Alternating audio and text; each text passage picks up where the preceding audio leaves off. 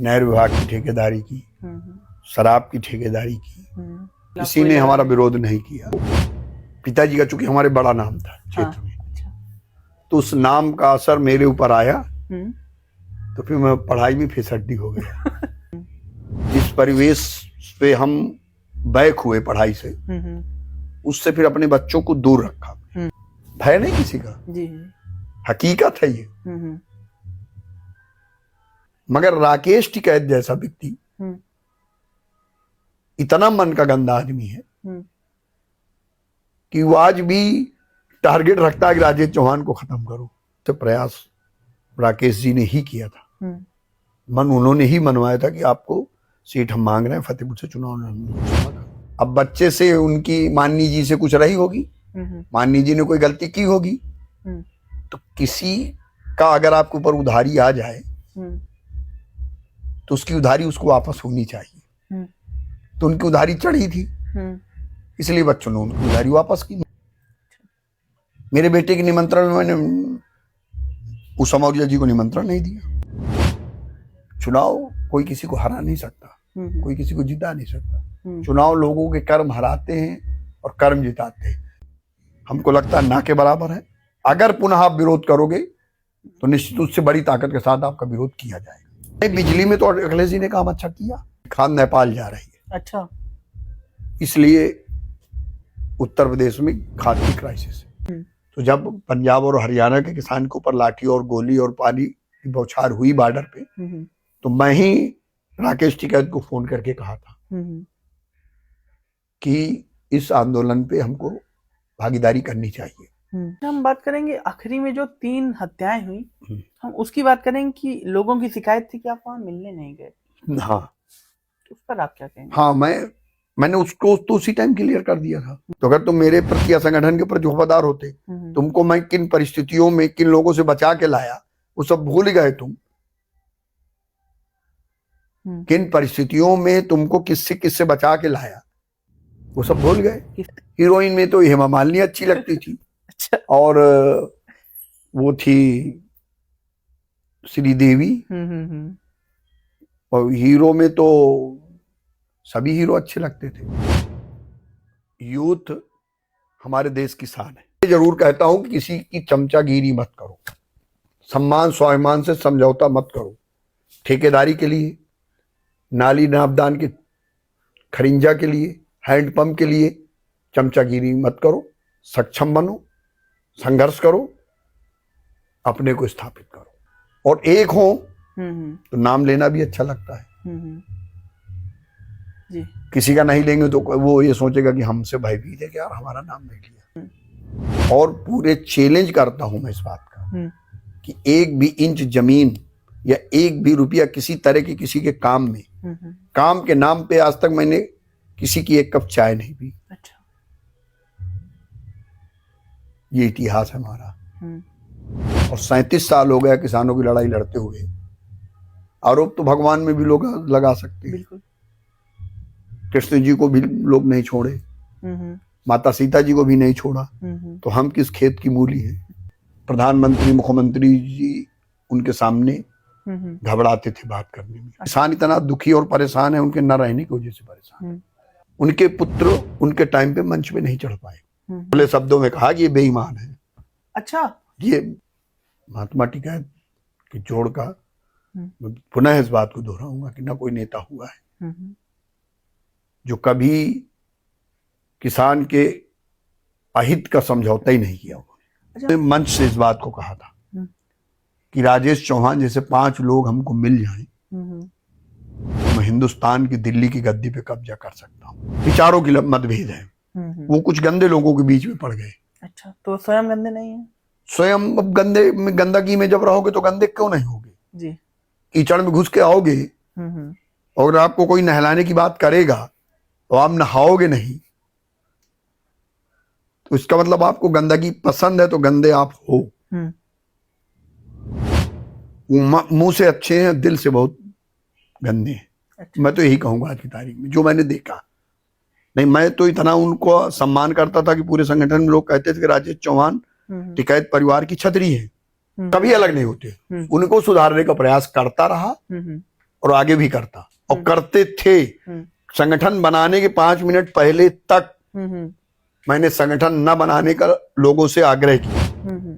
जो लोग अलग हुए थे, मजबूत लोग संगठन के, सारे मजबूत लोग हमारे साथ आए थे, उन लोगों से मैंने आग्रह 5 मिनट पहले तक किया। देश की मीडिया सामने खड़ी थी, मुझे पता था कि मुझे हाईलाइट होना है, फिर भी मैंने 5 मिनट पहले तक उन लोगों से कहा कि चलिए जून में बैठ के बात करते हैं मजबूती से, और संगठन की घोषणा मत करो। मैं ये दरबार में बैठा हूं, तो दरबार है माता जी का, यार थोड़ी झूठ बोलो जी। ऐसे तो हमारे चैनल पर कई लोग आए, कई राजनीतिक लोग आए, लेकिन आज जो हमारे साथ हैं वो थोड़े अलग। राजनीति में ये भी हैं, लेकिन इनकी राजनीति थोड़ी अलग है। आज हमारे चैनल रिच तक पर किसान यूनियन राजनीतिक के राष्ट्रीय अध्यक्ष राजेश सिंह चौहान जी, बहुत बहुत स्वागत है आपका हमारे चैनल। धन्यवाद। चल रहा है इस समय आपका रूटीन क्या है? संगठन का तो रूटीन देखिए वो कंटिन्यू रहता है। जैसे कि किसान की समस्या कंटिन्यू है, और किसान को जिस तरह खेत में कंटिन्यू काम करना पड़ता है, उसी तरह संगठन चलाने वाले लोगों को भी संगठन में कंटिन्यू रहना पड़ता है 24 आवर्स। कभी भी किसी भी तरह की किसी की भी समस्या के लिए 12 बजे रात में भी वो याद करता है, क्योंकि संगठन एक ऐसा प्लेटफॉर्म है किस पे गरीब ही जुड़ा है। बड़े लोग तो राजनीतिक दल और ज्यादातर सत्ता से जुड़ते लोग हैं, यहाँ तो गरीब जुड़ता है और गरीब की ही मदद करना है। संगठन का मुख्य उद्देश्य है किसान की समस्याओं को उठाना, बेसिकली जमीन में क्या उनकी समस्याएं हैं, उनका निराकरण किसके द्वारा होगा, किस विभाग से होगा, उन विभागों के सामने अपनी बात को रखना। नहीं सुनते तो हमारे लोग धरना प्रदर्शन करते हैं और अपनी बात को मनवाने का काम करते हैं, और अगर कहीं चीजें फेल करते हैं, वो हमारे लोगों की नहीं सुनते, तो हमारे बड़े पदाधिकारी भी, प्रदेश अध्यक्ष, राष्ट्रीय प्रवक्ता, राष्ट्रीय उपाध्यक्ष जैसे हमको भी जाना पड़ता है, तो हम लोग किसान के लिए संघर्ष कर रहे हैं। किसान की समस्याओं के समाधान की लड़ाई ही लड़ना संगठन का मेन उद्देश्य है, और राजनीति हम लोगों से दूर है। मैं व्यक्तिगत रूप से या हमारे संगठन के लोग किसी भी राजनीतिक मंच को शेयर नहीं कर सकते, ये हमारे बाईलॉज में है। अच्छा, आपका पारिवारिक बैकग्राउंड जानना चाहेंगे, आपके पिताजी क्या करते थे? पारिवारिक बैकग्राउंड हमारा, पिताजी हमारे, बाबा हमारे शुद्ध किसान थे। अच्छा। और पिताजी भी हमारे किसान थे, पर उन्हें व्यवसाय का बड़ा शौक था। अच्छा। और इसी शौक के चलते उन्होंने कई व्यवसाय किए। नहर विभाग की ठेकेदारी की, शराब की ठेकेदारी की, और हमारे यहाँ सन 62 में ट्रक हमारे पिताजी ने खरीदी। अच्छा। जब लोगों के पास साइकिल नहीं थी तब हमारे यहाँ ट्रक थी, और हमारे बाबा जी क्षेत्रीय स्तर पे, चाहे उसे व्यवसाय कर लो, चाहे गरीबों की मदद समझ लो, उस टाइम अनाज कम पैदा होता था, तो जब अनाज कम पैदा होता था तो पूरे साल गरीबों के यहाँ खाने का गल्ला नहीं होता था। तो जैसे ये महीना आ रहा है कार्तिक, अगहन, पूस, माघ, इन महीनों में किसान को या गरीब को, गांव में जो लोग रहते थे, उन्हें अन्न की दिक्कत होती थी। तो हमारे बाबा जी, क्योंकि खेती थी हमारे पास अच्छे स्तर पे, तो बाबा जी हमारे बोलते थे डेढ़ा सवाई, समझ लो, उस भाषा को आप शायद न समझते हो, कि अगर 1 किलो लोगे तो 1.25 किलो सीजन में वापस करो। अच्छा अच्छा। तो एक तो बाबा जी का हमारे वो व्यवसाय था, और प्रथम खेती थी। हमारे यहाँ 8 जोड़ी 9 जोड़ी बैल हल अच्छा। चलते थे। उसके बाद पिताजी हम सुनते हैं, बाबा जी हमारे सामने थे और बैल गोई हमारे सामने थी, और हम लोगों का बेस ही खेती था। अच्छा। फिर पिताजी हमारे थोड़ा से व्यवसाय में बाहर निकले। शराब का भी व्यवसाय हमारे यहाँ था, कोई छिपाने की बात नहीं, सब नंबर 1 के काम थे। और गरीब की मदद करना हमारे परिवार के ब्लड में था। तो वही जज्बा, पारिवारिक गुण मेरे अंदर भी आए और हम भी लोगों की मदद करना शुरू किए। पढ़ाई शुरू किया। पढ़ाई में फिर छुलाहा डिग्री कॉलेज में जब हम गए तो वहाँ हमने छात्र संघ नहीं था, तो छात्र संघ का गठन करके मैं चुनाव लड़ करके निर्विरोध छात्र संघ अध्यक्ष बना। अच्छा। छुलाहा डिग्री कॉलेज का। तो निर्विरोध कैसे हुए? आपके खिलाफ किसी कोई ने लड़ा हमारा नहीं? विरोध नहीं किया। अच्छा। लोगों को लगा कि अगर आपने इसकी नींव रखी है तो इसकी अगुवाई भी इन्हीं को करना चाहिए। अच्छा। खैर सफल कार्यकाल रहा।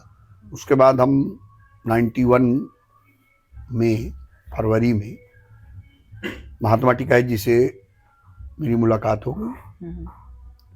मुलाकात के दौरान वो नैनी जेल में बंद थे, तो मैं वहाँ मिलने गया था। तो उन्होंने मेरा एड्रेस पूछा था और कहा था कि मैं जब जेल से छूटूंगा तो आपके तरफ से निकल के जाऊंगा। अच्छा। अच्छा। तो फिर वो छूटे जेल से, तो उनका फोर्स का मैसेज आया कि आपके यहाँ टिकैत साहब आएंगे और रुकेंगे। तो हमने कहा अच्छी बात है। फिर शाम टाइम वो आए, रुके, फिर हमको अपने साथ बाराबंकी भी ले गए। फिर उन्होंने बाजबरिया, चूंकि हमारा परिवार राजनीतिक परिवार था नहीं, खेती किसानी से, और पिताजी व्यवसायी थे, दोनों काम थे हमारे यहाँ, और अपने ब्लॉक में तो शायद खेती में सबसे नंबर 1 थे हम लोग। जमीन सबसे ज्यादा थी हमारे पास। बस वहीं से फिर शुरू हो गया। जिला अध्यक्ष बनाया उन्होंने, और फिर आज 37-36 साल हो गया। आप सब गरीब, कमजोर, असहाय की लड़ाई लड़ते हुए। तो पढ़ाई में कैसे थे आप? पढ़ाई में तो देखो, हम 8th में तो हम जो है गणित में हमको 98 नंबर मिले थे। अच्छा। और उसमें इंग्लिश में 85 नंबर। 8th तक तो हम बहुत अच्छे थे। हाँ। पढ़ने में। फिर 8th के बाद हमको पिताजी का, चूंकि हमारे बड़ा नाम था क्षेत्र में, अच्छा। तो उस नाम का असर मेरे ऊपर आया, तो फिर मैं पढ़ाई में फिसड्डी हो गया। अच्छा। और फिर हाई स्कूल अपने आप पास नहीं कर पाया। अच्छा। नकल करके ही हाई स्कूल पास किया, नकल करके इंटर ही पास किया, और नकल करके बीए भी पास किया। अच्छा। कैसे होती थी नकल? नकल जैसे होती बगल वाले से कि पूरा? नहीं पूरा। हम तो खुला, हम तो किसी को डरते वरते थे नहीं। तेज थे। भय नाम की चीज नहीं थी। तो हमें भय नहीं लगता था न टीचर से। और चूंकि पिताजी के नाम की वजह से उनके नाम का भी हमने पूरा इस्तेमाल किया।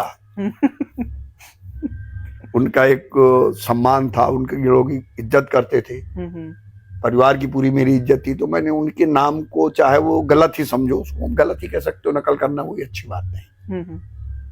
वो आज मुझे इस बात का पछतावा है कि नकल करना अच्छा नहीं था, हमें पढ़ना चाहिए था। बट मैंने पिताजी के नाम का फायदा लेते हुए टीचरों को टीचर न समझना, टीचरों के बराबर बैठना, उनको दोपहर में लंच के टाइम पे अपनी जेब से उनको नाश्ता करवाना, चाय पिलवाना, जो चाय के साथ चीजें हो खिलवाना पिलवाना, एक मित्रवत व्यवहार टाइप 9th से हो गया। अच्छा। तो वो हमारे पढ़ाई में एक बड़ा बाधक था। और एग्जाम में भी हम समझो आपकी वो टीचर लोग ही मदद करते थे। अच्छा, यानी बचपन से ही राजनीति में थे आप? राजनीति तो नहीं कहेंगे, दबंगई उसको कह सकते हैं आप। अच्छा, दिमाग की दबंगई थी कि हमको किसी से डरना नहीं है। अच्छा, ये था दिमाग में कि हम फला के बेटे हैं तो हमको किसी से दबना नहीं। तो वो कहीं ना कहीं पढ़ाई से हमको पीछे किया। अच्छा, फिर हम पिताजी के व्यवसाय में भी थोड़ा इंटरेस्ट लेने लगे, ट्रक बस चलते थे। इससे मेरा एक और सवाल है कि अब इसको आप कैसे देखते हैं, जो आप उस समय सोचते थे कि पिताजी का नाम इस्तेमाल किया और पढ़ाई पे निकल के, तो इसको आप अब कैसे देखते हैं कि ये गलत था? हमने फिर उससे सीख भी ली। जी। उस परिवेश को बदलने के लिए, जिस परिवेश पे हम बैक हुए पढ़ाई से, उससे फिर अपने बच्चों को दूर रखा। जी। हमने नर्सरी से ही अपने बच्चों को फिर इलाहाबाद डाला, जहां ना उनके बाबा का, हमारे पिताजी के नाम का कोई लाभ उनको मिल सके और न मेरा कोई लाभ उनको मिल सके। जी जी। तो छोटे से सारे बच्चे हमारे ये इलाहाबाद BHS में पढ़े। फिर उसके बाद जो सेकंड नंबर वाला है वो BHS में पढ़ने के बाद उसको मैंने कालविन तालुकेदार लखनऊ के हॉस्टल में डाला। हम इस परिवेश से, जनपद के ही परिवेश से उनको दूर रखे, अलग कर दिया। तो आज उसका रिजल्ट ये है कि छोटा वाला बेटा हमारा CA तिलही से किया, बट दुर्भाग्य रहा कि जब कोरोना हुआ तो मैंने जानबूझ के उसे वापस बुला लिया। अंकित हमारा पुणे से MBA करके आया। हमारे भाई, छोटे वाले भाई का बच्चा, वो भी BHS में ही पढ़ा और आज वो बिहार सरकार में PWD में सिविल इंजीनियर एक्सियन है। अच्छा। हमारे छोटा भाई जो ब्लॉक प्रमुख है, उसका बेटा क्लाइट से अहमदाबाद से LLB करके आज सुप्रीम कोर्ट में वकालत कर रहा है। जो एक हमारा भाई नहीं रहा, सबसे दुर्भाग्यपूर्ण विषय हमारे परिवार का एक हो कि हमारा भाई बीच वाला नहीं रहा, उसका बच्चा पूना इंस्टीट्यूट से होटल मैनेजमेंट की डिग्री लेके आया। तो हमारे पांचों भाइयों के पांचों बच्चे, हमारी ज्वाइंट फैमिली है। अच्छा, अच्छा। तो हमारे 5 बच्चे समझो आप। तो हमारे पांचों बच्चे वेल एजुकेटेड है और जनपद की पहली फैमिली होगी कि हम पोते वाले हो गए हैं, नाती हो गए हमारे, मगर आज हम पांचों भाई एक साथ हैं। जी बिल्कुल। हाँ, क्योंकि रेयर है आज के समय पर एक साथ रहना। तो हमारा सबका साथ रहना और जो डिसीजन हमारा होता है वो हमारे सारे घर के लोग फॉलो करते हैं। आपने देखा होगा, हमारे बच्चे से मिले हैं आप, अंकित से, तो आपको महसूस हुआ होगा कि वो बात करने में भी झिझक रहा होगा हमसे। केयर किया ना। हाँ हाँ हाँ। ये हमारे परिवार के संस्कार जी। और ये होनी चाहिए। बिल्कुल। क्षत्रिय धर्म ये नहीं कहता कि आप किसी को लूट लो। क्षत्रिय धर्म ये कहता है लूटने वाले को बचाओ और लूटने वाले को सजा दो। ये है क्षत्रिय। आज उसकी परिभाषा लोगों ने बदल दिया। जी। मुंह से कुछ और बोलते हैं, जमीन पे कुछ और है और देखने में वो सुंदर लगते हैं, अंदर से इतने गंदे हैं कि वो समाज को ही लूटने का काम करते हैं। अच्छा। ऐसे लोग हैं इस कलयुग में। नाम लेंगे आप? नहीं, नाम नहीं लेंगे।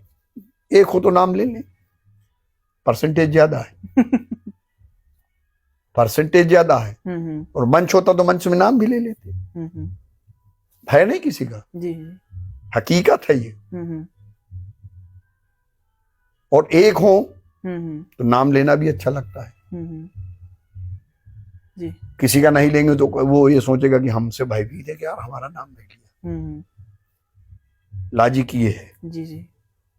बाकी अब आप तो ऐसे पेशे में हो कि अभी तो आपको बहुत आगे जाना है, आपको पूरे समाज का ज्ञान हो जाएगा जी। सही गलत का ज्ञान आपको ही ज्यादा होगा। कुछ दिन बाद आपसे लोग मदद के लिए आएंगे कि आप हमारी बात को सरकार में पहुंचाओ, अधिकारियों में पहुंचाओ, नेताओं के बीच पहुंचाओ। जी। निश्चित देखना आप, ये हमारी बात आज नोट कर लेना। जी बिल्कुल। कि आपसे लोग मदद के लिए आएंगे। आज हमारे पास लोग मदद के लिए आते हैं।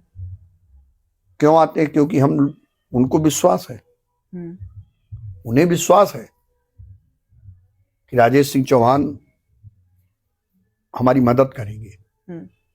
और पूरे चैलेंज करता हूं मैं इस बात का कि एक भी इंच जमीन या एक भी रुपया किसी तरह की किसी के काम में, काम के नाम पे आज तक मैंने किसी की एक कप चाय नहीं पी। अच्छा। ये इतिहास है हमारा। और 37 साल हो गया किसानों की लड़ाई लड़ते हुए। आरोप तो भगवान में भी लोग लगा सकते हैं। कृष्ण जी को भी लोग नहीं छोड़े, माता सीता जी को भी नहीं छोड़ा, तो हम किस खेत की मूली है। मगर अगर गहराई से कोई जांच करने वाला आत्मा कहने वाले की भी स्वीकार करती है कि नहीं हम गलत बोल रहे हैं, बट उसे बोलना है तो बोलेगा। बाकी और जो पूछना हो पूछ सकते हो, बेबाक पूछ सकते हो, किसी पे भी कोई टिप्पणी कोई चीज आपके मन में है तो उसको आप पूछ सकते हो। अच्छा, जानना चाहेंगे कि आपका छात्र संघ पर कहाँ से मन हुआ कि मैं छात्र संघ चुनाव लड़ूंगा? चुनाव लड़ने का मन इससे हुआ कि चूंकि फतेहपुर डिग्री कॉलेज में छात्र संघ था, हमारे मित्र वहां चुनाव लड़ते भी थे। तो चूंकि बस हमारी चलती थी तो उनकी भी बस चलती थी। वो शैलेन सिंह जी थे हमारे, उनके अच्छे दोस्ताना थे, तो वो चुनाव छात्र संघ का लड़े। जब मैं डिग्री कॉलेज पहुंचा तो मुझे लगा कि जब छात्र संघ का गठन है हर जगह तो चुनाव में भी हमें पढ़ रहा हूँ तो यहाँ भी होना चाहिए। बस इसी सोच पे मैंने छात्र संघ का गठन किया। प्रिंसिपल को दिक्कत भी थी, बट मैंने कहा नहीं कुछ नहीं, और गठन हुआ। अच्छा। और फिर लोगों ने मुझे चुना भी निर्विरोध। अच्छा, आपने भारतीय किसान यूनियन ही क्यों चुना उस पर शामिल हुए आप? चूंकि मैं बेसिकली किसान था और समस्याएं किसान के लिए बहुत थी, मैं देखता था। तो मुझे लगा कि इनकी आवाज उठाने वाला कोई नहीं है। उस टाइम देश के अंदर एक ही नेता थे, चौधरी महेंद्र सिंह टिकैत, और बेहद ईमानदारी के साथ वो किसान की लड़ाई लड़ रहे थे। मैं उनसे प्रभावित हुआ माया और पुस्तिका वगैरह में पढ़ करके। तो मुझे मेरे मन में इच्छा हुई कि मुझे इनसे मिलना चाहिए। अच्छा अच्छा। और मुझे जिसकी कोई नहीं सुनता उसकी लड़ाई लड़नी चाहिए। तो फिर मैं महात्मा जी से टिकैत साहब से मुलाकात की, जेल में थे वो संयोग से। और वही मुलाकात के बाद फिर वो आए, हमसे मिले। मिलने के बाद फिर चल दिए, तो फिर आज तक मुड़ के देखा। जब आपसे उनकी पहली मुलाकात हुई तो क्या मुलाकात रही, क्या बातचीत हुई उनकी और आपकी? हमारी, वो जेल में थे, नैनी जेल में। तो उन्होंने परिचय लिया हमारा, पूछा, हमने बताया। और मैं इस बात से प्रभावित हुआ कि एक आदमी हमारे लिए, मतलब किसान के लिए जेल यात्रा कर रहे हैं, जेल में बंद हैं, और किसानों की जायज लड़ाई को लेकर के, तो हमें इनके साथ खड़े होना चाहिए। और हम बेसिकली किसान हैं, तो हमें किसान की लड़ाई को लड़ना चाहिए। बस यही से प्रभावित होकर उनके साथ जुड़ गए। और उन्होंने जिम्मेदारी दी। पहले तो मैं स्वीकार नहीं कर रहा था जिलाध्यक्ष पद। अच्छा अच्छा। बट जबरदस्ती उन्होंने जिलाध्यक्ष बनाया। फिर धीरे धीरे धीरे धीरे, कोई चीज नई थी, यहाँ कोई जानता नहीं था संगठन को। परिश्रम तो करना पड़ा, लोगों के बीच जाना पड़ा, लोगों को समझाना पड़ा, एकजुट करना पड़ा, आंदोलन करने पड़े। बड़े बड़े आंदोलन धीरे धीरे करके खड़े होने लगे। यहाँ एक घटना हुई थी, कंजरन डेरा कांड। मुलायम सिंह जी चीफ मिनिस्टर थे। अच्छा।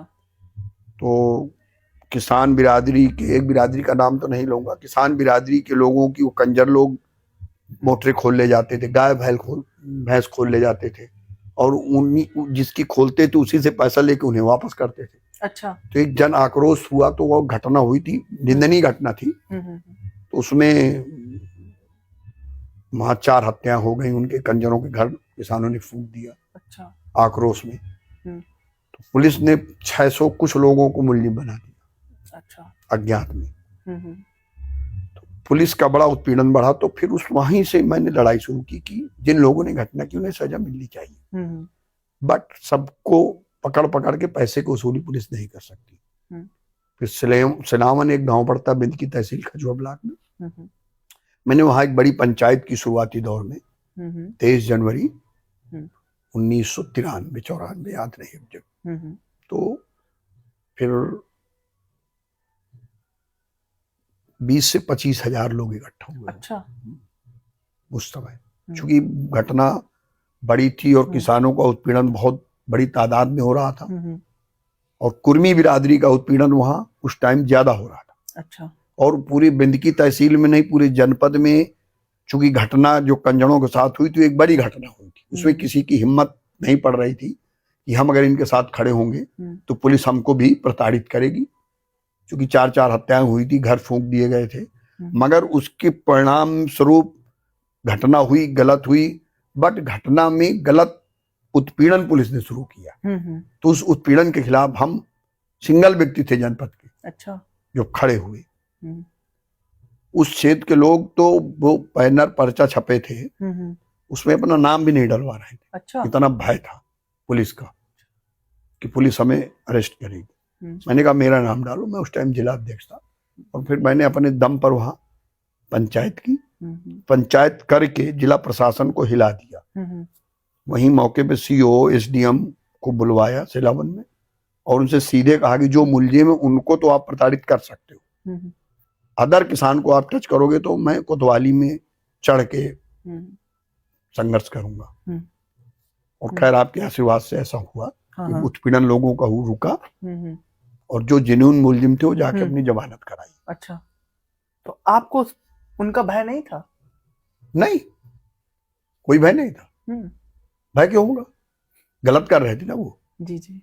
नहीं, जैसे पूरा जिला उनसे भय में था, नाम नहीं पुलिस लगा रहा था, पुलिस से भय। हाँ, पुलिस से भय भी। तो अगर हम वो करेंगे तो पुलिस हमको प्रताड़ित करेगी, हमें भी इसमें फंसाएगी, और पैसा, पुलिस लोगों को अज्ञात के नाम पे, आपका नाम है चलिए थाने। अच्छा। तो कुर्मी बिरादरी थोड़ी मजबूत बिरादरी है, उससे 1 लाख रुपए 50,000 उस टाइम इतनी बड़ी बड़ी रिश्वत ली जाती थी। अच्छा। तो इतना उत्पीड़न हुआ लोगों से कि लोग परेशान हो गए। तो उस परेशानी में हमसे मिले आके, किसान यूनियन के जिलाध्यक्ष होने के नाते। फिर उस लड़ाई को हमने 23 जनवरी डेट दी, डेट याद है मुझे, सन नहीं याद है। उसमें 20 से 25 हजार लोग इकट्ठा हुए। अच्छा, टिकैत जी के बारे में हमने सुना है कि जब वो आंदोलन करते थे तो पूरा देश हिल जाता था। हाँ। प्रधानमंत्री तक हिल जाते थे। हाँ, ये सही है। कुछ उनकी स्मृतियां जो आपको याद हो, कुछ ऐसे आंदोलन जो बहुत ही बढ़ चढ़ कर हुआ हो?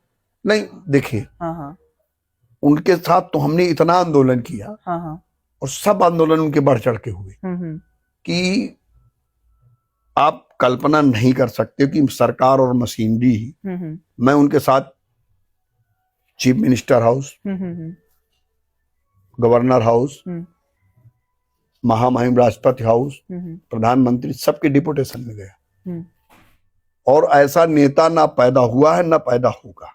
सारे बड़े बड़े प्रधानमंत्री, मुख्यमंत्री जी उनके सामने घबराते थे बात करने में। अच्छा, आपने स्वयं देखा? मैंने अपनी आंखों से देखा, स्वयं साथ में। कोई भी डिपुटेशन उनके टाइम में ऐसा नहीं हुआ, जिला अध्यक्ष बनने से लेकर के, और जब तक महात्मा टिकैत जी थे, कोई भी डिपुटेशन सरकार से बात करने गया हो जिसमें राजेश सिंह चौहान न रहा हो। और जनपद का सिंगल व्यक्ति है, ये भी आप नोट कर लो, मंत्री संतरी तो कई हो गए, अपने जो जनपद का मेन निवासी है, शायद वो गवर्नर हाउस, प्रधानमंत्री हाउस, राष्ट्रपति भवन और मुख्यमंत्री हाउस में लंच डिनर ब्रेकफास्ट नहीं किया होगा। राजेश चौहान एक ऐसा व्यक्ति है कि जो चार बड़े हाउस हैं देश के अंदर, उन चारों हाउसों में लंच ब्रेकफास्ट डिनर कुछ ना कुछ मैंने महात्मा टिकैत जी के साथ किया और बहुत कुछ सीखा उनसे। मैंने देखा कि लाल किले के सामने का भी बहुत बड़ा आंदोलन ऐतिहासिक था। वोट क्लब वाले में मैं नहीं था, वो तो बहुत बड़ा आंदोलन था, उसके बाद ही मैं जुड़ा था। अच्छा। और मेरे सामने बीएचएम में पंचायत, जब मैं प्रदेश अध्यक्ष हो गया था तो पंचायत हुई थी। महात्मा टिकैत जी के नेतृत्व में देश के प्रधानमंत्री माननीय देवेगौड़ा जी, सीएम इब्राहिम जी, माननीय मुलायम सिंह यादव जी रक्षा मंत्री थे उस टाइम, सारे बड़े देश के नेता उस मंच में मौजूद थे, जिस मंच का नेतृत्व महात्मा टिकैत जी के साथ मैं कर रहा था बेगम हजरत महल पार्क में। और पूरा पार्क महात्मा टिकैत जी के नाम पे पूरा फुल हो गया था, जबकि उसको फुल करना एक टेढ़ी खीर है। उनकी हनक थी कि प्रधानमंत्री, नहीं, उनकी हनक में सामने प्रधानमंत्री कहीं लगते नहीं, मुख्यमंत्री प्रधानमंत्री कहीं लगते नहीं थे। कभी एक घटना बताते हैं, राम प्रकाश गुप्ता जी प्रदेश के मुख्यमंत्री थे। अच्छा। और उन्होंने एक काल की थी महात्मा टिकैत जी ने सरकार को घेरने के लिए किसान समस्याओं को लेकर के, तो वो पंचायत बैन हुई थी। तो टिकैत जी को वहीं रोका गया, हम सब लोगों को रोका गया और फिर दोबारा एक काल की गई, तो उसमें मुख्यमंत्री राम प्रकाश गुप्ता जी महात्मा टिकैत जी से भेंट की। तो महात्मा टिकैत जी ने कहा कि गुप्ता जी, यही वर्ड थे उनके, गुप्ता जी आपने किसानों को लखनऊ आने से क्यों रोका? तो राम प्रकाश जी ने ऐसे हाथ जोड़ के कहा, अच्छा, कि हम टिकैत साहब आपसे डरते हैं, अच्छा, इसलिए आपको आने से रोक रहे थे, कहीं आप यहाँ टिक न जाओ। अच्छा।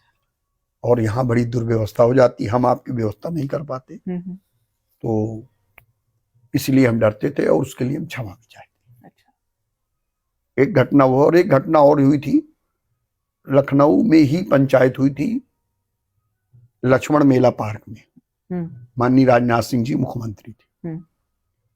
तो सरकार के सामने कुछ डिमांड रखी गई, तो सरकार से कुछ बातें नहीं बनी, सरकार के लोग या सरकार ने इनवाइट नहीं किया।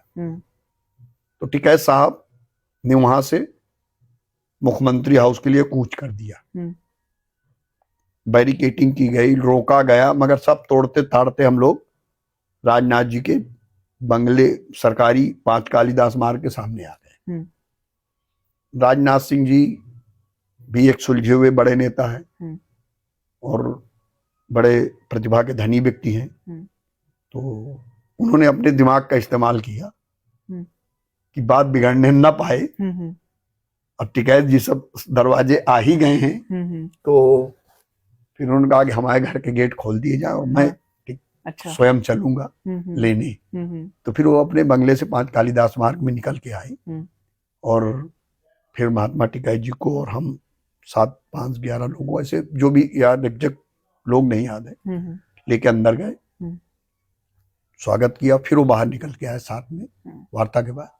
उन्होंने कहा कि हमारे दरवाजे महात्मा टिकैत जी के माध्यम से देवता आए हैं, आप हमारे लिए देवतुल्य हैं, किसान देश का हमारे देवतुल्य है।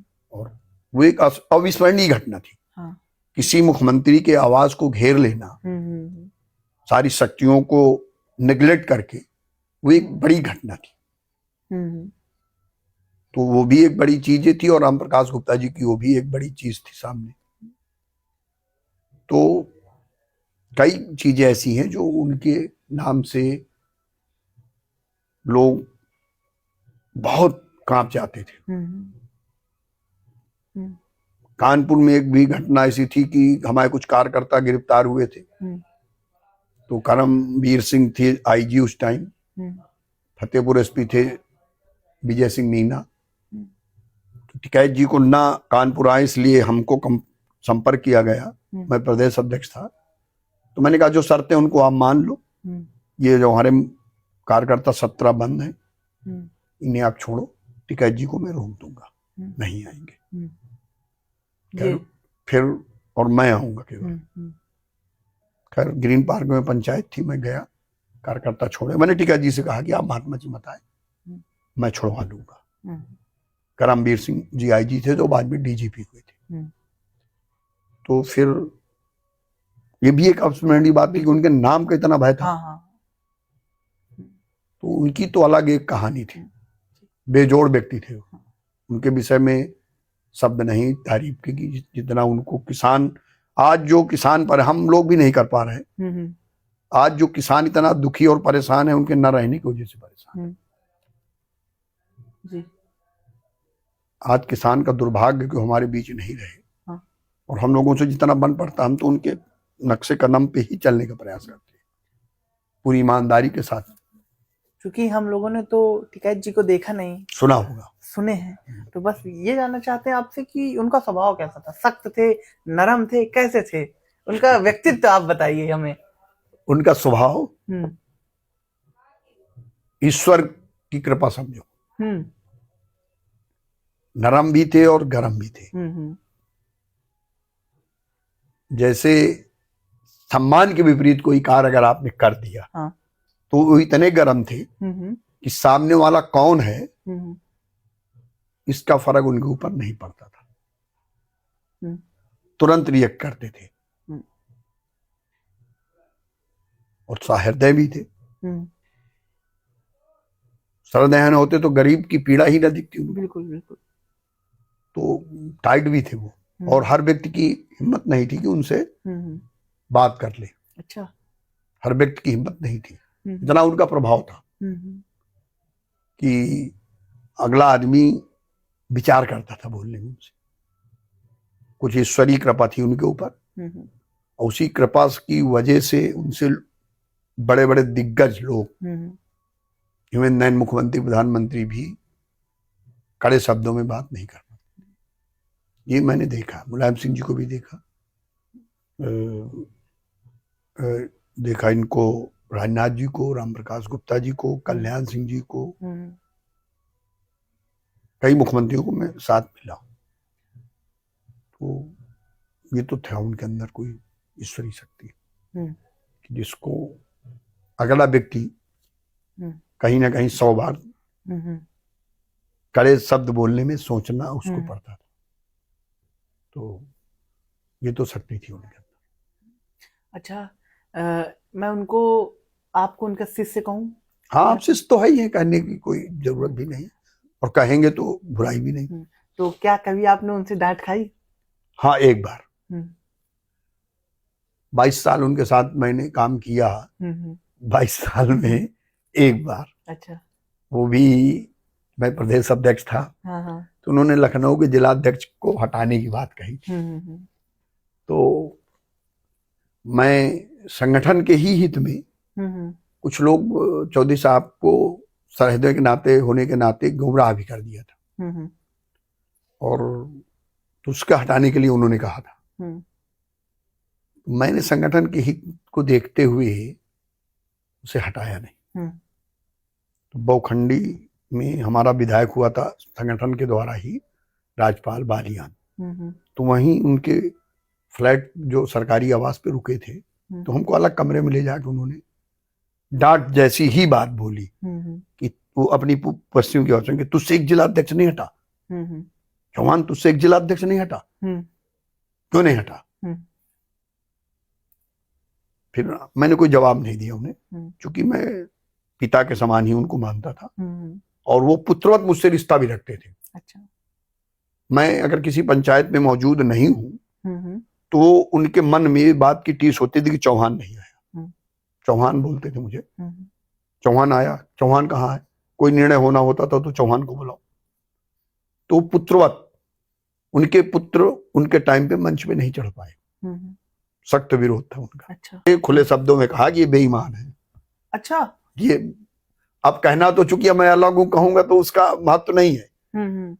ये शब्द मुझसे सीधे कहा कि टिकैत जी ने कहा कि उनके बेटे बेईमान है। बेईमान है। ये राजपाल गवर्नर थे, वो राजपाल जी, रोमेश भंडारी जी गवर्नर थे। तो उन्होंने हमसे सीधे एक लेटर लिखा था कि कोई भी कार्य होगा राजेश चौहान लेके आएगा, ये राकेश या मांगेराम या कोई भी, मांगेराम एक थे वहीं के आखी, जो लोगों की किसी की नहीं सुनना, जो राजेश चौहान काम को लेके आएगा उसको सुनो। अच्छा। और कभी भी उन्होंने इनको सही नहीं माना। अब कोई बात रही अंदर से, वो मैं उस टाइम पकड़ भी नहीं पाया। राकेश जी से चूंकि मेरे व्यक्तिगत बड़े अच्छे संबंध थे, तो और मैं हमेशा इस पक्ष में रहा कि टिकैत परिवार से कोई ना कोई व्यक्ति संगठन को होल्ड करे, नहीं कल के चौधरी साहब नहीं रहेंगे तो नाम तो उन्हीं का बड़ा था। बट उन्होंने उनकी विरासत को संभाला नहीं, वो दूसरी लाइन पे निकल गए। अब उससे मैं टिप्पणी करना उचित नहीं है, उनकी लाइन ही बदल गई। अब इतना आप समझ लो कि उनकी ईमानदारी की जस्ट अपोजिट है। अच्छा। धरती आसमान का डिफरेंट। महात्मा टिकैत की जोड़ का मैं पुनः इस बात को दोहराऊंगा कि ना कोई नेता हुआ है जो कभी किसान के अहित का समझौता ही नहीं किया। अच्छा, महात्मा टिकैत जी संगठन के तौर पर कैसे व्यक्ति थे? क्योंकि हमने राजनीति पर तो जान लिया उनको, हाँ। संगठन के मामले में कैसे थे? संगठन के मामले में तो इतना बड़ा ज्ञान था उनको कि हम जैसे लोगों को चुन के निकाल लिया, ये उनका ज्ञान ही तो था। जी जी। और फतेहपुर में एक पंचायत जहां कोई जानता न रहा हो संगठन को, पंचाल में फतेहपुर पंचायत हुई। सिठौरा मेरे गांव में रुके थे 13 जनवरी को, 13 जनवरी 1995 को सिठौरा फतेहपुर से 52 किलोमीटर है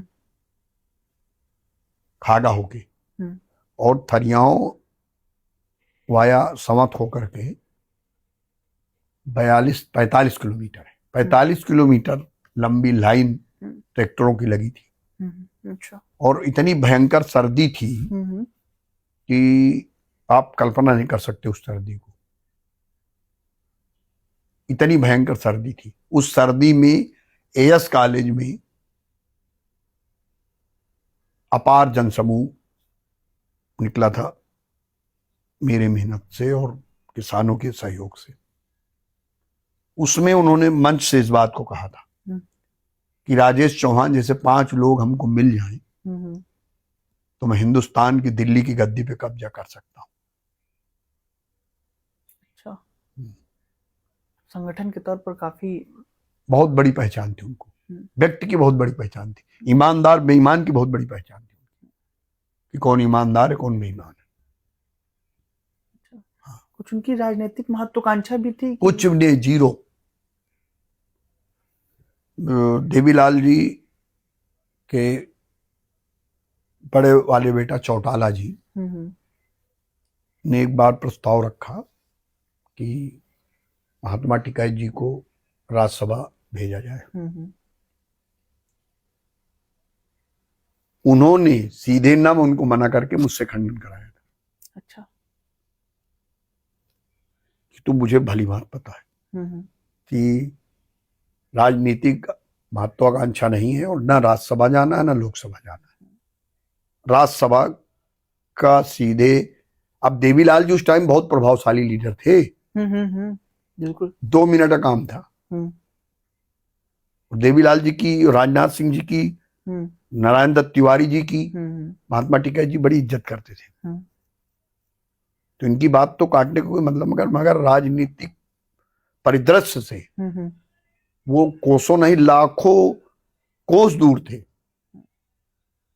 उनके बेटे राकेश टिकैत चुनाव लड़े उन्हीं की विधानसभा से, और एक दिन वो अपने घर से निकल के किसी से वोट के लिए नहीं कहा। तो ऐसे व्यक्तित्व के धनी व्यक्ति थे। राजनीतिक महत्वाकांक्षा जीरो थी, और उन्हीं का बनाया हुआ भारतीय किसान राजनीतिक, जिसका आज मैं राष्ट्रीय अध्यक्ष हूँ, ये उन्हीं का नाम दिया हुआ है।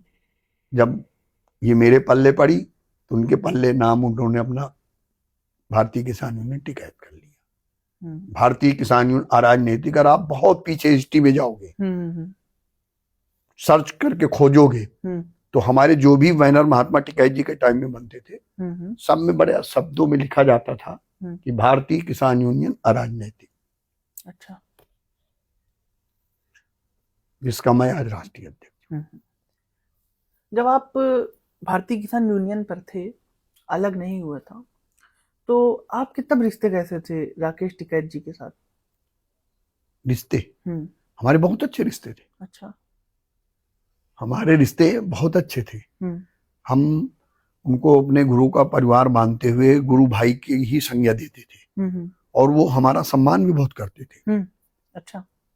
ऐसा नहीं कि हम जो बोल देते थे उसको टिकैत परिवार में कभी, आज भी शायद मैं कोई चीज, आज तो खैर हमारे दूरी हो गई है। अच्छा, मगर उस नहीं, बातचीत तो हो जाती है, बातचीत का हम क्यों झूठ बोले।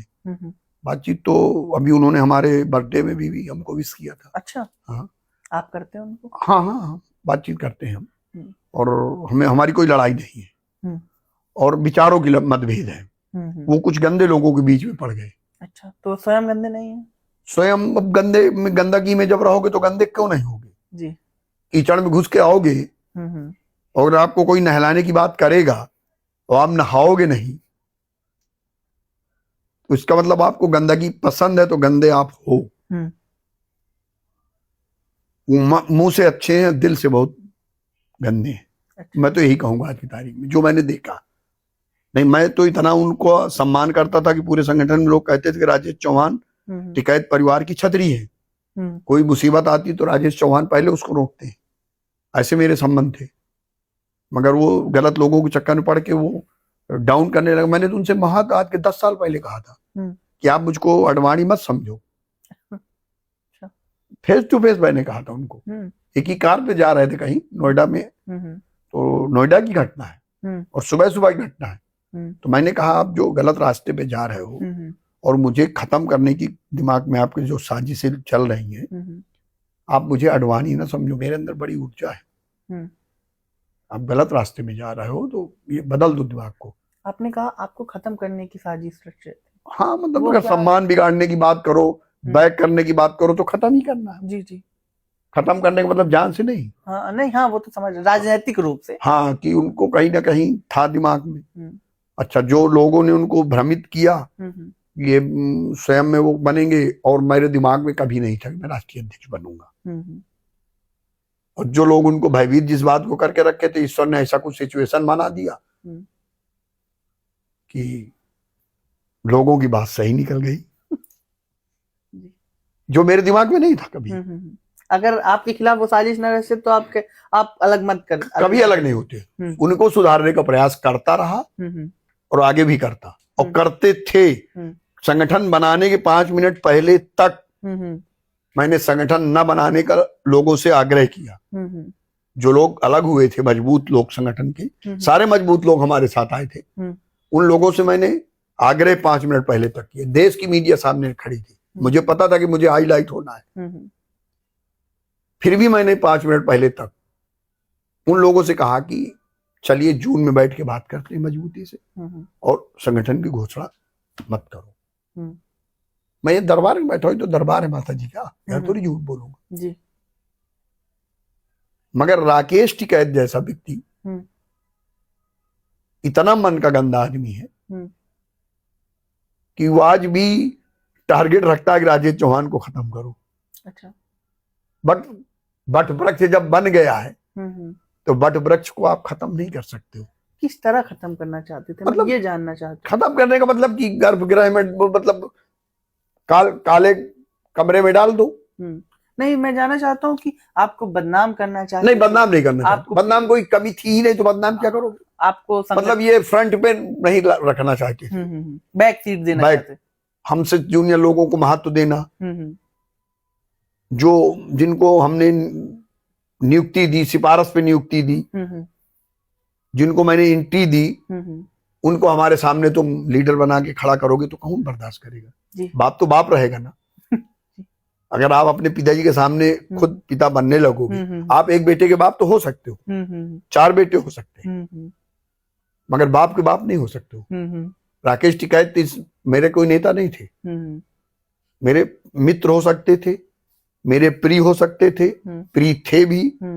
मैं टिकैत जी के, हमारे गुरु थे, गुरु के पुत्र होने के नाते, गुरु का परिवार होने के नाते मैं उनकी पूरी सुरक्षा और इनकी किसी तरह की कोई बदनामी न हो, इनके ऊपर किसी तरह का कोई दोषारोपण न हो, इनके ऊपर कोई मुसीबत ना है, उसको मैं पूरी तरह फेस करता था। मगर उनके दिमाग में गंदगी आ गई कि राजेश चौहान की साइनिंग ज्यादा है, तो हमारी साइनिंग को कम करने में लग गए। तो कौन आदमी बर्दाश्त करेगा कि तुम्हारे अच्छे खासे चेहरे को कोई खुरचे, तो तुम खुरसने दोगे क्या? नहीं। बस इतनी बात है। बाकी राकेश जी कैसे ना, अच्छा तुम क्या कर रहे हो, हमें कोई मतलब नहीं था, हमें कोई लालच नहीं थी, हमें तो सिर्फ एक किसान आंदोलन और अपने मान सम्मान स्वाभिमान की लड़ाई लड़ना।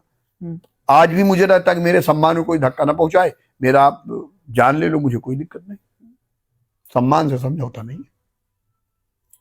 तो यही बात थी बस, और कोई बात नहीं थी। तो जो मन का गंदा आप राकेश टिकैत जो कह रहे हैं, ये किस उसमें कह रहे हैं, मैं ये जानना चाहता हूँ।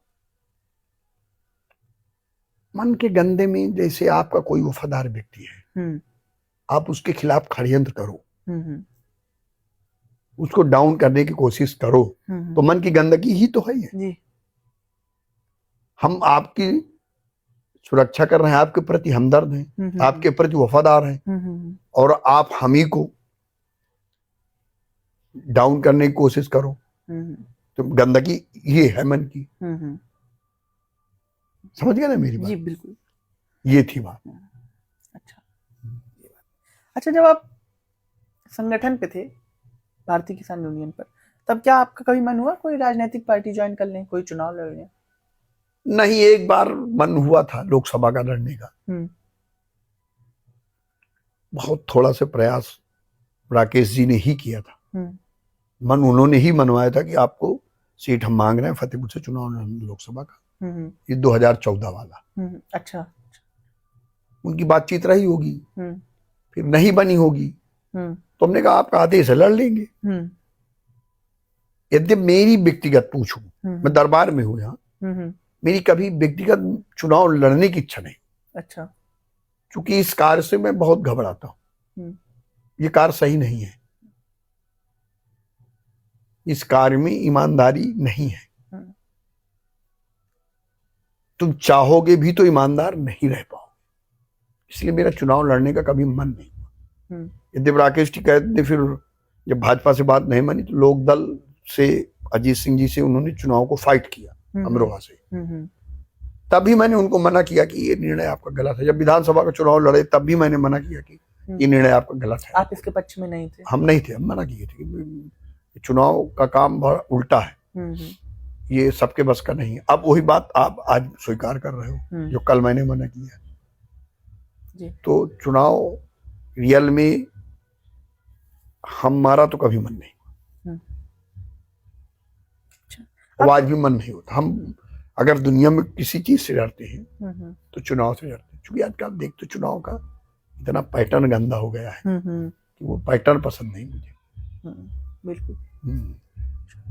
तो आपको क्या लगता है, इस समय कोई पार्टी है जो किसानों के लिए सही है, जिसका शासन हो तो किसानों को थोड़ा आसानी रहती है? देखिए, ये हकीकत है कि किसान के लिए तो केवल मंचों से भाषण है और संगठनों का थोड़ा सा भय है, इसलिए राजनीतिक दल के लोग किसान की थोड़ी बात करते हैं। आपने बोला कि आपको राजनीति पसंद नहीं है और आप चुनाव नहीं लड़ना चाहते, लेकिन अभी आपको एक विधानसभा पर 2022 के चुनाव पर देखा गया था कि आप एक दूसरे पक्ष के विधायक के साथ कैंपेन पर थे, उस पर आप क्या बोलेंगे? हमें नहीं देखा होगा आपने, मतलब नहीं। हाँ। आप व्यक्तिगत मेरे लिए आप कह सकते हो कि मुझे किसी के कैंपेन में आज तक नहीं देखा, लेकिन उनको आपका समर्थन था? नहीं, समर्थन हमारा नहीं था। अच्छा। अब बच्चे हैं, क्या कर रहे हैं, ये काम आपके पापा का थोड़ी है जो आप कर रहे हो। जी बिल्कुल। अब बच्चे से उनकी माननी जी से कुछ रही होगी, माननी जी ने कोई गलती की होगी, तो किसी का अगर आपके ऊपर उधारी आ जाए तो उसकी उधारी उसको वापस होनी चाहिए। तो उनकी उधारी चढ़ी थी, इसलिए बच्चों ने उनकी उधारी वापस की। मैं तो नहीं गया कहीं, पूरे चुनाव के दौरान मैं कहीं नहीं गया। इसके लिए आप पूरी जानकारी कर लो। नहीं, बच्चों के लिए नहीं कह सकता। बच्चे सब फ्री हैं, बच्चे चुनाव भी लड़ सकते हैं, वो उनका अपना है, वो उनका अपना है। मेरा ना कोई चुनाव की इच्छा है और ना मुझे चुनाव कोई लड़ना है, ये सत्यता है।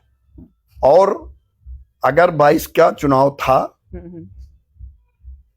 तो किसी को गलत फहमी हो जाए और तुम किसी का विरोध करोगे तो स्वाभाविक विरोध का प्रतिरोध होगा, विरोध का तो विरोध ही होगा ना। जी। और अगर सही रहोगे तो आगे विरोध नहीं होगा, और अगर फिर गलती करोगे तो फिर कोई विरोध करेगा तो हमारी कोई जिम्मेदारी भी नहीं। अच्छा। बाकी मैं किसी के कैंपेन में नहीं गया। और अगर आप नाम भी लेना चाहोगे तो नाम लेके भी हमसे पूछ सकते हो, मैं नाम लेके भी बता। मैं चुनाव के बाद से आज तक उषा मौर्य से शायद एक निमंत्रण मेरी मुलाकात है। मेरे बेटे के निमंत्रण में मैंने उषा मौर्य जी को निमंत्रण नहीं दिया। अच्छा। और बताओ, और न कभी मेरी बातचीत होती है। था समय, ईश्वर की मर्जी थी, लोगों को ईश्वर को उस चीज से नवाजना नहीं था। हम तो, हमारे लोग तो उसमें सिर्फ एक क्या बोलते हैं बन गए, मीडिएटर समझो, माध्यम की ईश्वर ने इनको खड़ा कर दिया। इस माध्यम से, इस माध्यम का फायदा होना या घाटा होना। चुनाव कोई किसी को हरा नहीं सकता, कोई किसी को जिता नहीं सकता। चुनाव लोगों के कर्म हराते हैं और कर्म जिताते हैं। बैकुंठ आपके कर्म ले जाएंगे, नरक आपके कर्म ले जाएंगे। हमने नहीं किसी को हराया, और न मुझे इस बात का गर्व है कि मैंने किसी को हराया। लोगों को स्वयं में विचार करना चाहिए कि हम चुनाव क्यों हारे। गलत कह रहा हूं? नहीं। मैं किसी के भय से बोल नहीं रहा, मैं किसी से भयभीत नहीं हूं, मगर व्यक्ति को क्यों ऐसा हुआ, व्यक्ति के साथ, व्यक्ति को स्वयं विचार करना। अगर राजेश चौहान कोई विरोध राजेश चौहान का कर रहा है तो क्यों कर रहा है, ये राजेश चौहान के विचार का विषय है, आपके विचार का विषय नहीं है जी। हमें विचार करना चाहिए कि यार पंडित जी ने हमारा विरोध क्यों किया, ये मेरे विचार का विषय है। न पार्टी का विरोध था किसी का, न किसी दल का विरोध था, और न किसी दल की मदद थी। व्यक्ति के कर्मों का विरोध था, और आज वो विरोध हमको लगता है ना के बराबर है। अगर पुनः आप विरोध करोगे तो निश्चित उससे बड़ी ताकत के साथ आपका विरोध किया जाएगा। क्या था वो विरोध? अभी विरोध अंकित से पूछना, वो बता देगा। आपको पता तो होगा? नहीं, हमें बहुत थोड़ा पता है। अगर थोड़ा ही आप बता दें। नहीं, वो अंकित से पूछ लेना या वो उन्हीं से पूछ लेना। अब उसमें वो लंबी कहानी, उसमें जाने से कोई फायदा नहीं। अंकित से पूछोगे बता देगा, और नहीं माननी जी से पूछ लेना, वही बता देगा कि उन्होंने, नहीं सवाल तो उनसे बनता है कि जब तुम्हारा हर चुनाव में मदद हुई तो इस चुनाव में विरोध क्यों हुआ। अब तुम मदद को नहीं माने, आप मदद को नहीं माने कभी, तो ये आपकी सोच थी, आपका प्राउड था। मदद की गई, आपको नहीं महसूस हुआ कि हमारी मदद हुई। विरोध को जरूर महसूस कर रहे हो कि हमारा विरोध हुआ। मदद का भी तो याद करो, मदद भी तो याद करोगे कि मदद हुई या नहीं हुई। मदद का तुम्हें याद नहीं, विरोध जरूर याद होगा। ये सवाल तो जिसका विरोध हुआ उससे पूछना कि भाई आपका विरोध क्यों हुआ। क्या इसका ब्लॉक प्रमुख चुनाव से कोई कनेक्शन था क्या? नहीं, ब्लॉक प्रमुख हमारे साथ, सब लोग एक साथ थे। ब्लॉक प्रमुख चुनाव में कोई कनेक्शन नहीं था, और ब्लॉक प्रमुख चुनाव में हमारे साथ थे। हमारे चुनाव के दिन भी वो हमारे साथ बैठे थे, और हम आज भी उनका सम्मान करते हैं। हमसे साल 6 महीना छोटे होंगे या साल 6 महीना बड़े होंगे, बराबरी का मामला है, और हम विरोध के मूड में नहीं थे। विरोध के मूड में भी नहीं थे, और अंकित हमसे बिना बताए हुए भी चले गए थे। ये भी बात सही है।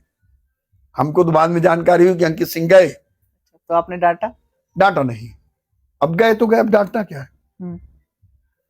इसलिए डांटा नहीं है, डांटता तो इसलिए नहीं डांटा कि अगर उनका फोन आता मेरे पास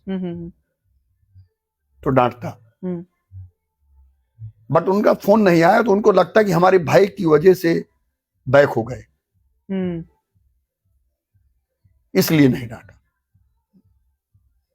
अच्छा, डांटते तो गुस्सा तो थी उनके खिलाफ, मगर ये नहीं सोचा था कि हमको इतना ऐसा विरोध करना है। मगर हम लड़के निकल गए, पूछा भी नहीं हमसे। और बाई दी अगर हमको फोन करते तो फिर मैं डांटता भी और रोकता भी, मगर उनको ये लगता कि यार हमारे भय से बैक हो गए, तो भाई फिर शेर वेर कोई नहीं है। ना आप शेर हो ना हम गीदड़ हैं। जवाब, कोई बात बोलोगे तो उसका जवाब आपको निश्चित मिलेगा, और नहीं बोलोगे तो हम अपने घर बैठे, आप अपने घर बैठो, हमारा कोई विरोध नहीं है। जितना आपने किया था उसका आपको बच्चों ने सूद ब्याज सहित वापस दे दिया। हम तो कहीं नहीं गए, कोई मतलब नहीं था हमारा, न मैं गया। मैं अपने अराजनैतिक स्वरूप को पूरी तरह सुरक्षित रखा हूं, आगे भी रखूंगा। अच्छा, आपको क्या लगता है कि कौन सी पार्टी किसानों के लिए सही रहती? देखो, किसानों के लिए कोई पार्टी वार्टी सही नहीं है। सब कहते कुछ है, करते कुछ है। किसान को बेवकूफ समझते तो और संगठन है 2-3 मजबूत, उसका भय है थोड़ा सा। किसान के नाम पे किसान वोट नहीं करता, इसलिए किसान के लिए कोई काम नहीं करता। चुनाव कहीं हिंदू के नाम पे होता है तो कहीं मुसलमान के नाम पे होता है, कहीं जात के नाम पे लोग जीतते हैं, तो कहीं किसान के मुद्दे पे आज तक कोई चुनाव हुआ ही नहीं देश में। और किसान कभी अपने मुद्दे पे वोट करता नहीं। अगर किसान अपने मुद्दे पे वोट करने लगे तो किसान को कोई इग्नोर नहीं कर सकता। किसान एक बड़ी शक्ति है। किसान जिस दिन खड़ा हो जाता है सड़क पे, सरकार हिलती है। किसान जब खड़ा होता है सड़क पे तो चाहे डीएम साहब हो, चाहे कप्तान साहब हो, चाहे माननीय मुख्यमंत्री जी हो, हिलते हैं। मगर किसान कभी लड़ता नहीं अपने लिए, एकजुट नहीं होता। और किसान कभी अपने मुद्दों पे वोट नहीं करता। उसे बिजली नहीं मिली, उसे खाद नहीं मिली, उसे नहरों में पानी नहीं मिला, उसके चलने की अच्छी सड़कें नहीं मिली, उसको मंडी में भाव नहीं मिला, इन मुद्दों पे किसान कभी वोट ही नहीं करता। जिस दिन उन अपने मुद्दों पे किसान वोट करने लगेगा, उस दिन सरकार किसी की भी होगी, उस किसान का काम करेगी। भाजपा है वो हिंदुत्व की बात करती है, हिंदुत्व पे तो सरकार बनी है जी। किसान तो चूंकि इतना बड़ा समुदाय है, 85% इस देश के अंदर किसान रहता है, तो थोड़ी बहुत बात तो उसकी करनी है, उनकी मजबूरी है बात करनी। बाकी धरातल पे किसान के लिए किसी भी सरकार का कोई काम दिखता नहीं। अच्छा, कौन सी सरकार रही जो बहुत ही खराब रही किसानों के लिए? आप इतने सालों से राजनीति पर। हाँ, मायावती सरकार बहुत खराब थी किसानों के लिए। अच्छा, 7 से 12 वाला जो अखिलेश जी के पहले थी, वो किसानों के लिए अच्छी सरकार नहीं थी। अच्छा, उसमें कोई काम नहीं हुआ किसानों के लिए? काम जीरो। 3-3 घंटे भी लोगों को बिजली मिली है। 2003 में हमको याद है कि किसान को ग्रामीण क्षेत्र में 3-3 घंटे बिजली मिलती थी। अखिलेश यादव ने तो एट लास्ट चुनाव के 2-3-4-6 महीने पहले, अक्टूबर के पहले 17 में हुआ, अक्टूबर 16 में वो 18 घंटे बिजली कर दिया। वो 18 घंटा अखिलेश जी वाला शेड्यूल आज भी चल रहा है ग्रामीण क्षेत्र के लिए। तो सबसे, अगर सरकार में मैं किसी भी टीका टिप्पणी दोषारोपण नहीं करना चाहता, मगर सबसे खराब समय किसान के लिए, ग्रामीण क्षेत्र के लिए मायावती सरकार। तो क्या आप सबसे अच्छा अखिलेश यादव को बोलेंगे कि उन्होंने 18 घंटे ग्रामीण के लिए? नहीं, बिजली में तो अखिलेश जी ने काम अच्छा किया। अच्छा, बिल्कुल किया, इसको हम नेगलेक्ट नहीं कर सकते। महाराज जी ने उसको कंटिन्यू किया, ये भी एक बड़ी बात है। अगर बिजली बढ़ी नहीं है तो घटी भी नहीं है। मायावती जी के लिए इसलिए बुरा कह रहा हूं कि 10 घंटे बिजली ग्रामीण क्षेत्र की थी, 10 में 3 आ गई थी। तो अगर अखिलेश जी ने 18 घंटे बिजली पहुंचाई 5 साल के अंतराल में, तो महाराज जी उसको कंटिन्यू 8 साल रख भी रहे हैं। गेहूं खरीद, धान खरीद में भी मुख्यमंत्री जी सख्त रहते हैं। बिजली का बिल माननीय मुख्यमंत्री जी ने माफ किया, ये एक बड़ा काम है उनका, सरकार का। इसके लिए भी हम धन्यवाद करते हैं। गन्ना जैसे अभी कई सालों से गन्ना का रेट अखिलेश जी के टाइम पे भी नहीं बढ़ा, महाराज जी ने भी इस बार 30 रुपए बढ़ाया, जबकि चुनावी वर्ष नहीं है। तो ये एक बड़ी उपलब्धि है। तो कहीं ना कहीं महाराज जी किसानों के लिए सोचते हैं और अखिलेश जी भी सोचते थे। खाद वाली समस्या पर क्या कहेंगे? खाद की समस्या ये सारी सरकारों में थी, और इस टाइम भी देखिए, यूरिया के टाइम भी क्राइसिस थी और डीएपी के टाइम भी। मैंने पत्र भी लिखा था महाराज जी को सीजन आने के पहले कि डीएपी की स्टॉक कर लिए जाए, और मेरी कृषि सचिव उत्तर भारत सरकार से बात भी हुई, देवेश चतुर्वेदी जी से। उन्होंने कहा कि हम 20% यूरिया उत्तर प्रदेश को ज्यादा दिए हैं, खाद भी हमने ज्यादा दिया है, पता नहीं किसान ज्यादा खाद डालने लगा। हमने कहा आपकी ब्लैक मार्केटिंग हो रही है खाद की, ये खाद नेपाल जा रही है। अच्छा, इसलिए उत्तर प्रदेश में खाद की क्राइसिस है, इसको आप कंट्रोल करो। तो खाद की तो क्राइसिस है, नहीं, बिल्कुल स्पष्ट बात है। धान भी इस टाइम लूटा जा रहा किसान का। मैं आपके भी माध्यम से माननीय मुख्यमंत्री जी से अनुरोध करूंगा कि धान की एमएसपी जो है व्यापारियों के साथ भी जोड़ के रखो, व्यापारी भी एमएसपी से कम ना खरीदे। मैंने लेटर भी लिखा इस बात का। अभी कल भी हमारे राष्ट्रीय प्रवक्ता धर्मेंद्र मलिक जी की वार्ता कृषि मंत्री जी से हुई है, इस मुद्दे को मैंने उनके सामने भी रखवाया दिल्ली में। अच्छा, तो सारी चीजें हमारी चल रही, संघर्ष भी चल रहा। अभी खाद को लेकर के हमने प्रयागराज में पुलिस उत्पीड़न को लेकर किसानों के साथ प्रयागराज में बड़ी पंचायत की है। डेली हम लोग यहाँ जिलाधिकारी से बराबर वार्ता करते रहते हैं। पूरे प्रदेश में हमारे कार्यकर्ता सक्रिय रहते हैं। गन्ना मूल्य की भी हमने लड़ाई लड़ी थी, उसका रिजल्ट आया कि 30 रुपये गन्ना का मूल्य बढ़ाया गया, और आशा है कि जब अगले साल चुनावी साल होगा तो 400 पार जाएगा गन्ना का मूल्य। अच्छा, तो जो चीजें अच्छी है सरकार की, किसी की सरकार हो, जो चीजें अच्छी है उनको अच्छी कही जाए।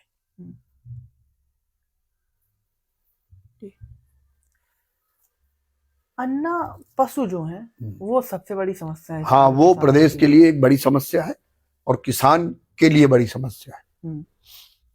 किसान, इस विषय पे मैंने मुख्यमंत्री जी से बहुत मजबूती के साथ बात को रखा, मगर हमको भी मजबूर नजर आए। अच्छा, इस विषय पे वो जवाब नहीं दे पाए, मजबूर नजर आए, क्योंकि ये विकराल रूप धारण कर चुका है और मशीनरी कहीं ना कहीं इस विषय पे ज्यादा गंभीर नहीं है। अभी हमने 18 मार्च में सतनरहिनी रेलवे स्टेशन पे बड़ा आंदोलन किया था, 50,000 किसान था उस दिन, और रात भर पूरे डीएम सीडीओ पे दबाव बना के मैंने अन्ना जानवरों को पकड़वाने का काम किया था। इधर फिर से जानवर काफी गांव में दिखने लगे, बंदरों का भी बहुत आतंक है शहरों में, गांवों में। तो इस पे भी मेरी अभी सीडीओ से बात हुई कि इस पे आप लोग कार्य योजना बनाओ, वन विभाग के अधिकारियों से बात करो और आवारा पशुओं को पकड़वाओ। नहीं, बहुत बड़ा आंदोलन पुनः मैं करूंगा अन्ना पशुओं को लेकर के। इस टाइम किसान थोड़ा खाली हो जाए, बहुत व्यस्त है किसान। आलू की लगवही भी चल रही है, धान की कटवही भी चल रही है, गेहूं का पलेवा भी शुरू हो गया। गेहूं की तो नवंबर लास्ट तक किसान बड़ा व्यस्त है। दिसंबर में उत्तर प्रदेश सरकार के खिलाफ भी और जनपद में भी बड़ा आंदोलन, आवारा पशु और बंदरों और जो लोकल की समस्याओं को लेके बड़ा आंदोलन के लिए हमारा संगठन करेगा। अच्छा, आप के जो संगठन है उससे कोई कैसे जुड़ सकता है? बड़ी इजी प्रक्रिया है। हमारी मासिक बैठकें होती है, उसमें आप उनको ज्वाइन करो। ब्लॉक अध्यक्ष, हमारे तहसील अध्यक्ष हैं, गांव अध्यक्ष हैं, नया पंचायत अध्यक्ष, उनसे मिलो, उनसे अपनी समस्याएं रखो।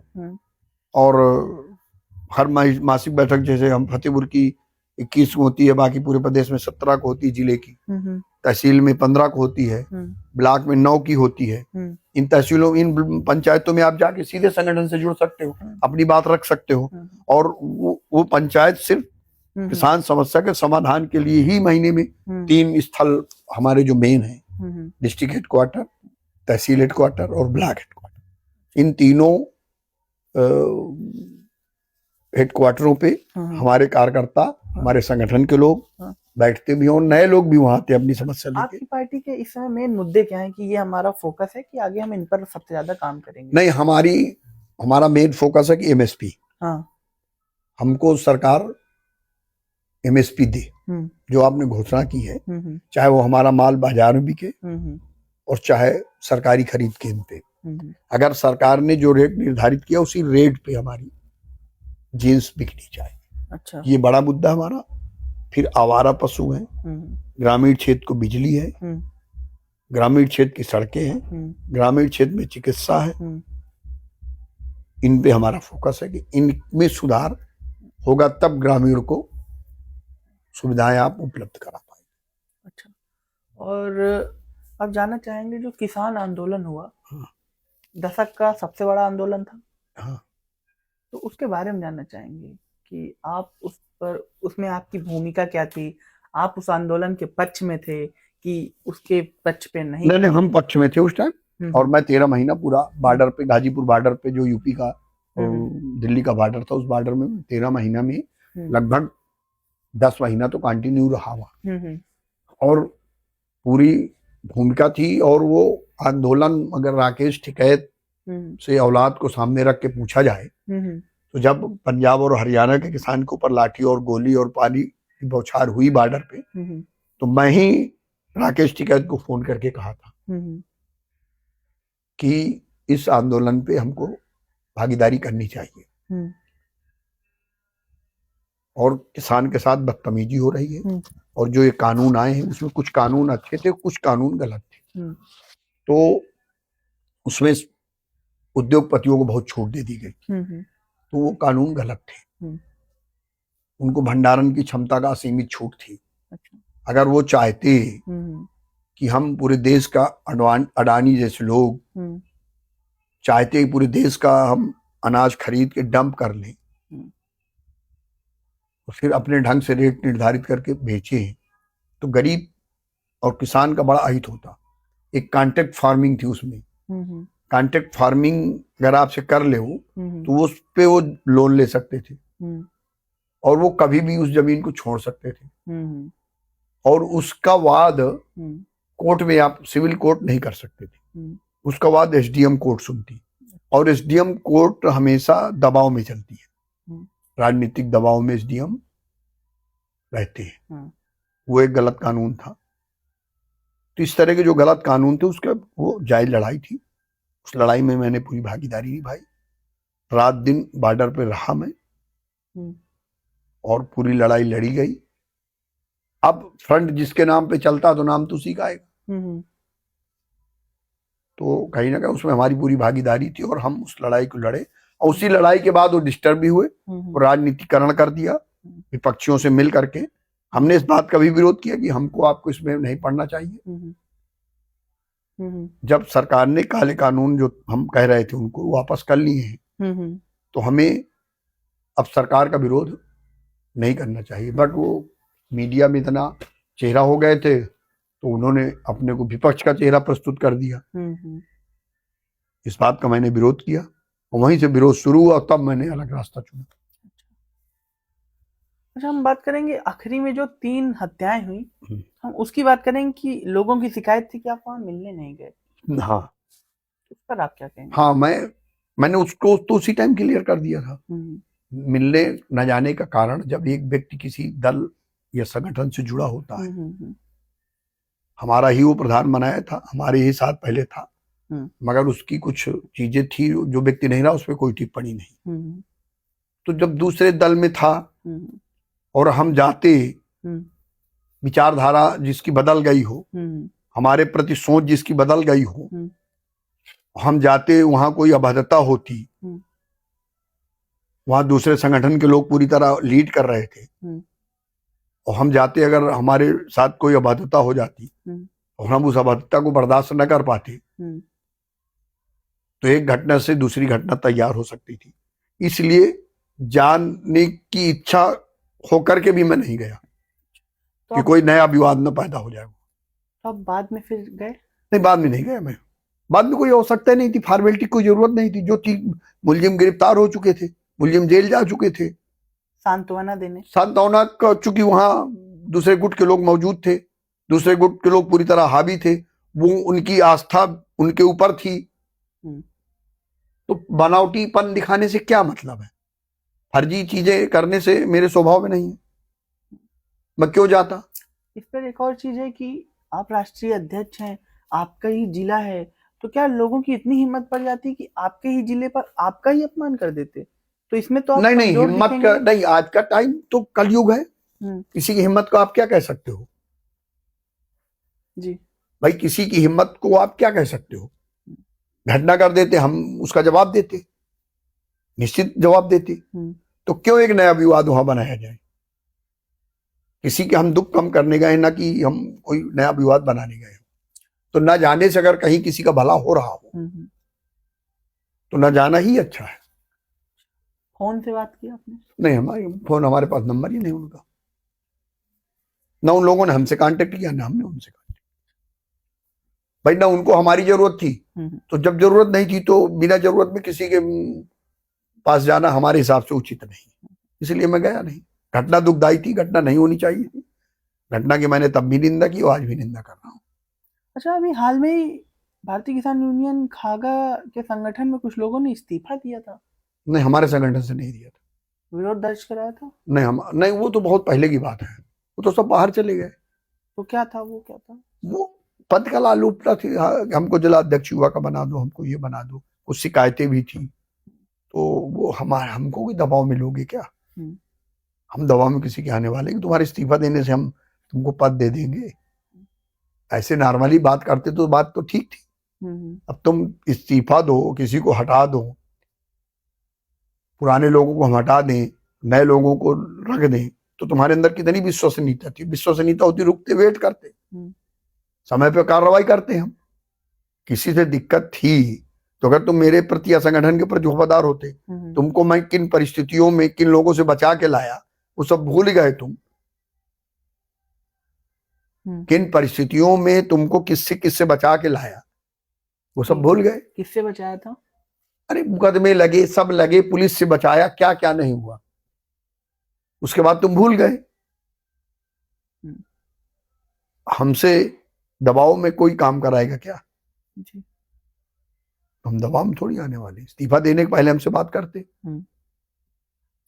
अच्छा, आपके कार्यकर्ताओं से बात हुई कुछ लोगों से, तो उन्होंने कहा और सब कुछ तो ठीक है, अध्यक्ष जी भी अच्छे हैं, लेकिन अध्यक्ष जी ने संगठन पर कुछ ऐसे लोगों को रखा है जो संगठन को ही अंदर से कमजोर कर रहे हैं और अंदर से खोखला किए जा रहे हैं संगठन को। तो जैसे हमारे लोगों को तो में तो ऐसी बात नहीं होगी, मगर एक दो नाम बताओ तो मैं बताऊंगा आपको उनके बारे में। नाम तो हम नहीं ले सकते। नहीं, नाम नहीं लोगे तो मैं कैसे? मुझे तो सब अच्छे लगते हैं, मेरी मैं पूरा वाच करता हूँ। एक भी किसी भी कार्यकर्ता पदाधिकारी का आप बताओ जो दलाली करता हूँ, मेरी पूरी नजर होती है कि कहीं कोई दलाली तो नहीं करता। अच्छा, एक भी व्यक्ति अगर आप दलाल हमको प्रूफ सहित बता दोगे, वो व्यक्ति संगठन में नहीं रहेगा, रास्ता जगह नहीं संगठन में। तो आप अपने उन कार्यकर्ताओं को हमारे वीडियो के माध्यम से कह सकते हैं कि अगर आपको कोई ऐसे हमसे बताओ आके ना, हम सुनेंगे। या तो कार्यकर्ता है नहीं। हम तो कहते हैं, मैं चैलेंज करता हूं कि प्रूफ सहित आप बताओ हमको कि इस व्यक्ति ने इससे दलाली ली 2 पैसे की, और मैं बाहर का रास्ता नहीं दिखाऊंगा तो मान लेना कि मैं उसमें संलिप्त हूं। किसी की शिकायत पे मैं कार्रवाई, अगर शिकायत सही है और मैं कार्रवाई नहीं करता हूं तो मैं, मेरी संलिप्तता उसमें। भारतीय किसान यूनियन में क्या जाट लॉबी हावी है टिकैत वाले समूह में? नहीं, ऐसा नहीं। सब समाज में सब जात के लोग हैं। अच्छा। और जो निकल के आएगा वही काम जो करेगा वही पद पाएगा। मिथ्या बातें हैं तो इससे कोई मतलब नहीं। राजनीतिक में ठाकुर लॉबी हावी? अब हमें तो नहीं लगता। हमारे साथ तो देखिए, हमारे जो राष्ट्रीय संरक्षक हैं वो मलिक खाब के चौधरी हैं। हमारे राष्ट्रीय प्रवक्ता धर्मेंद्र मलिक वो जाट हैं। हमारा युवा का प्रदेश अध्यक्ष वो जाट है। हमारा राष्ट्रीय उपाध्यक्ष मांगे राम त्यागी ब्राह्मण है। अच्छा। एक राष्ट्रीय उपाध्यक्ष रंधावा जी वो जाट हैं। एक राष्ट्रीय महासचिव उमेश सिंह जी हैं अमरोहा के, वो जाट हैं। अच्छा। बड़े पदों में तो राष्ट्रीय, मेरा प्रदेश अध्यक्ष जो कुर्मी है। ठाकुरों में तो मैं ही अकेले राष्ट्रीय अध्यक्ष हूँ ठाकुर, बाकी तो सारे पद तो सब अदर कास्ट के हैं। अब लोगों को कहना है तो कहने के लिए तो किसी को रोक नहीं सकते। अच्छा, आपको खाने में क्या पसंद है? खाने में हमारे पसंद पूछोगे तो आपको बड़ा ताजुब लगेगा। हम तो ज्यादातर कभी भरता रोटी भी खाते हैं। अच्छा। कभी नमक घी। अभी हमारा चाय का टाइम हो रहा, हमारा मूड कर रहा है कि हम घी और रोटी ठंडी वाली चुपड़ के खाएंगे, नमक के साथ चाय। और आप 10 तरह की सब्जी रख दोगे खाने में, मैं एक सब्जी एक दाल से पूरा खाना खा लूंगा। अच्छा। अच्छा, घूमना कहाँ कहाँ पसंद है आपको? घूमना तो हमको बहुत मन करता पहाड़ों में जाने का, मगर जा नहीं पाता हूँ व्यस्तता की वजह से। पहाड़ों में अच्छा लगता है। मूवी देखने का शौक रहा है? बहुत छोटे में। अच्छा। जब कानपुर में पढ़ता था तब। उस समय आपका फेवरेट हीरो फेवरेट हीरोइन कौन सा? फेवरेट हीरो हीरोइन तो हमको लगता, हमको सभी अच्छे लगते हैं। अगर कोई एक नाम आप ले सकें कि हाँ ये बढ़िया लगता है। नहीं, हमको तो सभी भाई वो सभी अच्छे हैं तो सभी अच्छे लगते थे। हीरोइन में तो हेमा मालिनी अच्छी लगती थी। अच्छा। और वो थी श्रीदेवी। और हीरो में तो सभी हीरो अच्छे लगते थे, क्योंकि वो अच्छे थे ही, भी अच्छे लगते तो सभी अच्छे लगते थे। अच्छा, गाड़ियां पसंद है आपको? चलाते हैं आप गाड़ी? हाँ, गाड़ी चलाते हैं। गाड़ी पसंद नहीं है। अच्छा, कौन सी गाड़ियां हैं आपके पास? कौन कौन सी? अरे हमारे पास तो सब छोटी मोटी गाड़ियां हैं। छोटी मोटी गाड़ियों में क्या फॉर्च्यूनर भी आती है? अब आज के टाइम में तो है ही छोटी, जहाँ 2-2, 2.5, 3-3 करोड़ के लोग गाड़ी चढ़ रहे हो, वो फॉर्च्यूनर कहाँ गिनती में? जी, सत्य ही है। अब फॉर्च्यूनर गिनती में नहीं है। 1 साल पहले रही होगी। आज तो कौन कौन गाड़ी का नाम ले तो नाम भी नहीं साला आता हमको ज्यादा। क्या नाम लो जरा अभी जो डिफेंडर, हाँ, और लैंड क्रूजर, जी वैगन। हाँ, इस तरह गाड़ियां हैं। तो फॉर्च्यूनर या इनोवा का तो कोई मतलब नहीं रह गया हमारे हिसाब से। और यही फॉर्च्यूनर लेने में हमारी कचूमन निकल आई। गिफ्ट नहीं मिलते क्या आपको? राष्ट्रीय अध्यक्ष हैं आप, कि अध्यक्ष जी को एक दे दें BMW? अरे भाई, यहाँ साइकिल कोई देने वाला नहीं है। BMW की तो बात छोड़ो आप, साइकिल कोई नहीं दे रहा तो काहे का गिफ्ट देगा हमको। अच्छा अच्छा, इसी के साथ हमारे सारे सवाल खत्म हुए। बहुत बहुत धन्यवाद आपको भी बहुत बहुत धन्यवाद, आभार आपका। आपने हमको समय दिया, हमारी बात सुनी और सुनाई अपनी, इसके लिए आपको बहुत बहुत धन्यवाद। अच्छा, बस इससे अंत करेंगे कि यूथ के लिए आपका कोई संदेश? देखिए, यूथ हमारे देश की शान है। जरूर कहता हूं कि किसी की चमचागिरी मत करो, सम्मान स्वाभिमान से समझौता मत करो। ठेकेदारी के लिए, नाली नापदान के खरिंजा के लिए, हैंडपंप के लिए चमचागिरी मत करो। सक्षम बनो, संघर्ष करो, अपने को स्थापित करो। सांसद विधायक आपके पीछे दौड़ेंगे, ये मेरा वादा है आपसे। हम भी शुरू में दौड़े हैं, रामदेव राकेश जी हमारे पिताजी के मित्र थे, मैंने पूरी उनकी मदद किया। के सिंह चुनाव लड़े, उनकी पूरी मदद किया, मगर के सिंह जी की मदद के बाद मुझे एहसास हुआ कि मैं गलत रास्ते पे हूं। मुझे स्वयं अपनी पहचान बनानी है और स्वयं मैंने अपनी पहचान आज देश में बना दिया। तो मैं अपने युवाओं से यही अनुरोध के साथ कहना चाहूंगा कि आपको अगर अपनी पहचान बनानी है तो आपको अपने लिए संघर्ष करना है, ना कि फला भैया के हाथ मजबूत करो, फला भैया के हाथ को कमजोर करो, और फला दल के अखिलेश भैया हैं, योगी जी हैं, ये कुछ नहीं देने वाले। आपको अपने लिए स्वयं सब कुछ करना होगा, तब आपकी पहचान बनेगी। एक बार लाइक, शेयर और फॉलो करने को बोल दीजिए रिच तक। और मैं अपने सभी जनों से अनुरोध करूंगा कि ये बच्चों के मनोबल बढ़ाने के लिए, हमारा मनोबल तो ऐसे भी बढ़ा है, हमको तो ऐसे लोग चाह रहे हैं, लाखों हमारे फॉलोअर हैं, मगर इन बच्चों को आगे बढ़ाने के लिए जो ये मेहनत कर रहे हैं, अपना पैसा फूंक रहे हैं, कहीं ना कहीं ये समाज में स्थापित होना चाहते हैं, तो मेरी शुभकामनाएं भी हैं। और आप इनको बढ़ाओ, इनके कमेंट भी करो, लाइक भी करो और इनका सपोर्ट भी करो। मेरी शुभकामनाएं आपके साथ है। ईश्वर करे आप बहुत समाज की कुरीतियों को लोगों के सामने रखें, समाज को अच्छी दिशा दे। जय जवान, जय किसान।